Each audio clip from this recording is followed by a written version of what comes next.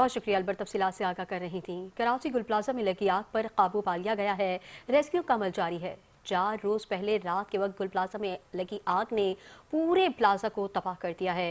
गुल प्लाजा के मलबे तले लाशों की तलाश जारी है, जबकि प्लाजा के अतराफ भारी नफरी भी तैनात करके इलाके को सील कर दिया है। मज़ीद तफसीलात भी जानेंगे, अपने नाजरीन को यहाँ पर अपडेट कर रहे हैं। कराची गुल प्लाजा में लगी आग पर काबू पा लिया गया है। रेस्क्यू का अमल जारी है। 4 रोज पहले रात के वक्त गुल प्लाजा में लगी आग ने पूरे प्लाजा को तबाह कर दिया है। गुल प्लाजा के मलबे तले लाशों की तलाश जारी है, जबकि प्लाजा के अतराफ भारी नफरी तैनात करके सील कर दिया गया है। मज़ीद तफसीलात जानेंगे chief crime reporter Faizan Khanzada से। फतेहुल्लाह भी हमारे साथ मौजूद हैं। फतेहुल्लाह, आप बताइएगा क्या मनाजिर देख रहे हैं आप, और अब तक की क्या अपडेट्स हैं आपके पास? फतेहुल्लाह, आपको आवाज आ रही है? जी बिल्कुल बिल्कुल। फतेहुल्लाह, बताइएगा, आप वहां पर मौजूद हैं, अब तक की क्या ताज़ा सूरत हाल आपको पास है और क्या अपडेट्स हैं हमारे नाजरीन के लिए? जी बिल्कुल, ताज़ा तरीन सूरत हाल ये है कि अब भी जो है यहाँ पर मुकम्मल तौर पर जो आग नहीं बुझाई जा सकी है। अब से कुछ देर पहले जो है मैं यहाँ पर जो बेसमेंट है अपना इसका गुल प्लाजा का, वहाँ भी आग लगी हुई है, और जो कि फायर टेंडर की जानिब से फिर बुझाने की भरपूर कोशिश की जा रही थी फायर टेंडर के हवाले से। इसी तरह जो तीसरा फ्लोर है अपना डीसी ऑफिस वाली गली वाला, वहाँ पर भी बार बार आग भड़क उठ रही है इसी वजह से। तो अब भी जो है डेड बॉडीज यहाँ पर जो मैंने पूछा है अपना यहाँ फायर टेंडर्स और के चीपा ईदी, तो वो ये कह रहे हैं कि जो है ना टोटल 26 जो है ना डेड बॉडीज रिकवर हुई है अब तक जो है। उसके अलावा भी यहाँ पर कार्रवाई तेजी से जारी है, और गुल प्लाजा की जो अपनी हिस्सा है वहाँ पर मलबा जो है उठाया जा रहा है, वो सेफ जगह पर मलबे को जो है रखा जा रहा है। तो ये सूरत हाल है यहाँ पर। अभी भी मुख्तलिफ सियासी पार्टी अब से कुछ देर पहले जो है वफाकी वजीर बराए जो है वफाकी वजीर जाम कमाल साहब की जानिब से भी यहाँ विजिट किया गया था। इसी तरह दूसरे भी सियासी समाजी कारोबारी शख्सियात के जो है सुबह से आने का सिलसिला जारी है। अच्छा फतेहुल्लाह, ये भी बताइएगा कि वहाँ पर जाहिर सी बात है उसे सील कर दिया गया है और मलबा भी हटाया जा रहा है, लाशों की भी तलाश की जा रही है। कितने अहलकार वहाँ पर मौजूद हैं और किस किस इदारे के अहलकार जो हैं वो इस ऑपरेशन में हिस्सा ले रहे हैं?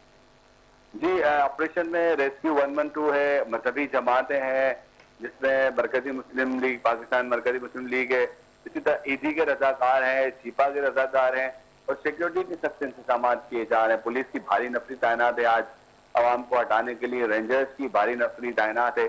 बनिस्बत दीगर 2 दिन पहले से आज सिक्योरिटी के सख्त इंतजाम किए गए हैं, और यहाँ पर जो है आम आवाम को काफी दूर रखा गया है।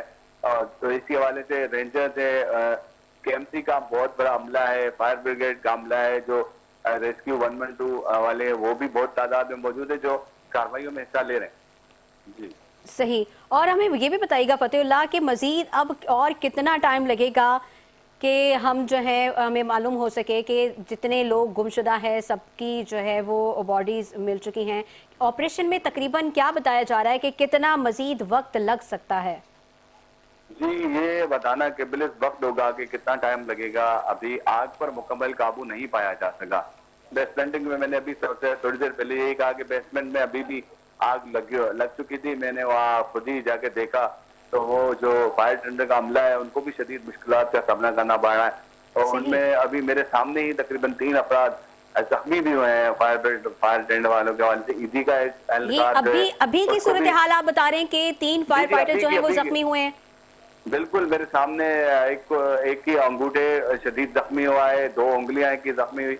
इसी तरह ईदी का जो रजाकार था उसकी एक की टांग भी टूटी है, तो उनको जो टांग टूटी उनको भी करीबी अस्पताल ले जाया गया है। तो मलबे से जो है ना उन्हें भी शदीद मुश्किलात का सामना अभी तक जो है ना, मैं ये समझता हूँ कि कुछ % हिस्सा जो है मलबे का उठाया गया है, लेकिन तभी जाकर कंट्रोल हो सकता है, मलबा तेजी से हटाया जा सकता है। कि जब तक आग को कंप्लीट काबू ना पा लें तब तक ये सूरत हाल नजर लगी रहेगी, और तब तक जो है ये यहाँ पर जो है मुश्किलात का सामना है। जब सही। तक आग पर मुकम्मल कंट्रोल नहीं पाया जाता। ठीक है, फतेहुल्लाह हमारे साथ ही रहेगा। अभी हमें ज्वाइन किया है डिप्टी कंट्रोलर न्यूज़ इदरीस आराई ने। इदरीस आराई साहब, बहुत शुक्रिया आपका। इदरीस आराई साहब, अभी भी बताया जा रहा है कि आग पर मुकम्मल तौर पर काबू नहीं पाया गया, बल्कि जैसे जैसे ऑपरेशन आगे बढ़ रहा है तो बेसमेंट में अभी भी जो है वो आग भड़क रही है और 3 फायर फाइटर जो हैं वो जख्मी हुए हैं। जी बिल्कुल, आग पे काबू तो पाया जा चुका है, लेकिन सिलसिला ये है कि इस जगह पे प्लास्टिक का सामान बहुत ज्यादा है जी। और प्लास्टिक के सामान के साथ परफ्यूम के कुछ बोतल्स वगैरह भी यहाँ पे हैं जो स्टॉक गोदाम का था। अब सिलसिला ये है कि आग की जब कूलिंग का सिलसिला शुरू होता है तो पानी का जो प्रेशर आता है तो उससे जो एयर होती है वो आगे बढ़ती है, जिसकी वजह से थोड़ी बहुत शॉर्ट सर्किट जो प्लास्टिक का सामान होता है उसमें होती है, जिसकी वजह से ना आग एक बार दोबारा स्टार्ट होती है। लेकिन फायर फाइटर जैसे अभी आपने बताया कि जख्मी भी हुए, उनकी जो जद्दोजहद वो फौरी तौर पर इस पर काबू पा लेते हैं। लेकिन कूलिंग का जो सिलसिला है ना वो अभी तक कंप्लीट नहीं हो पा रहा। कूलिंग का सिलसिला जैसे ही कंप्लीट होगा तो उसके बाद सही मायने में पता चलेगा कि क्या कहानी है। अब सिलसिला ये है कि गुज़श्ता अगर देख ले चौथा रोज हो गया है, अब इसमें मुसलसल आग और उसके बाद कूलिंग का सिलसिला, तो इसके जो सतून है वो इस कदर गर्म होने के बाद उसमें जो दरारें पड़ी है तो इस कदर जो बिल्डिंग है वो कमजोर हो चुकी है कि किसी वक्त भी कुछ भी हो सकता है। तो इस वजह से ज्यादा जो रेस्क्यू की तादाद है वो अंदर नहीं जा सकती और ना ही ज्यादा प्रेशर से पानी जो है वो प्रेशर काफी होता है जो पानी का प्रेशर देकर बाग को बुझाने की कोशिश की जा रही है, तो उस पर भी थोड़ी सी स्पीड उन्होंने कम रखी है कि खुदा ना खासा कोई ऐसा सिलसिला ना हो कि पूरी बिल्डिंग डेमोलेशन हो जाए। तो इस चीज को देखते हुए रेस्क्यू काम ने बकायदा जो है वो बड़ी एहतियात के साथ ये काम कर रहे हैं। अच्छा, जैसे जैसे मलबा हट रहा है या जैसे जैसे ये थोड़ा सा क्लियर हो रहा है तो उसमें डेड बॉडीज जो है उसमें इजाफा देखने में हमें उसको काफी है 27 के करीब डेड बॉडीज जो है। अच्छा, इसमें जो बिल्कुल डेड बॉडी जो बिल्कुल ज्यादा जो खराब थी उनको ईडी सेंटर पे रखा गया और उसके लिए बकायदा डीएनए टेस्ट के लिए जो हेल्थ की टीम है उसको कहा गया कि उसके डीएनए टेस्ट किया जाए ताकि इनकी पहचान हो सकती है कि ये कौन थे।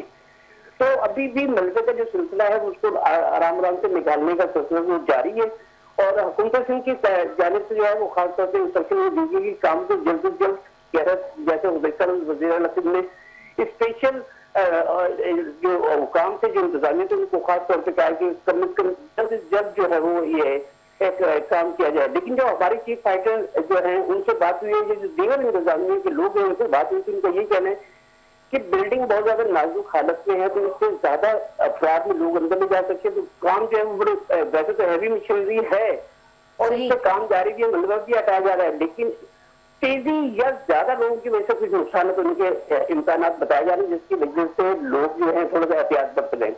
अच्छा, अब मजीद जो डेड बॉडीज है जैसे ताजरों से हमारी बात हुई है जो मुख्तलिफ जो सियासी लोग यहाँ पे आ रहे हैं, मुख्तलिफ जो आ रहे हैं कायदीन वगैरह जो मुख्तलिफ सियासी जमातों के हैं वो आ रहे हैं, तो उनसे जब मुसलसल हमारी बात हुई तो उनको ये कहना कि 27 के करीब जो डेड बॉडीज है ये तो निकल चुकी है, लेकिन 85 के करीब अफराद अभी तक लापता है, जिनके जो प्यारे हैं वो अभी तक यहाँ पे मौजूद है। वो बेचारे यही परेशान है कि हमारा बंदा कहाँ है। तो वज़ीर आला साहब ने इस चीज की इंस्ट्रक्शन दी थी कि ये किसी न किसी तरीके से फटाफट जो काम हो तो पता चल सके कि वो जो लापता अपराध है वो कहाँ है और किस पोजीशन में है। तो अभी काम जारी है और उम्मीद यही जाहिर की जा रही है कि इसको जल्द से जल्द जो है पाए तक मिल तक पहुंचा दिया जाएगा। जी ठीक है, इदरीस आराई साहब और फतेहुल्लाह दोनों हमें अपडेट कर रहे थे, आप दोनों का बहुत शुक्रिया।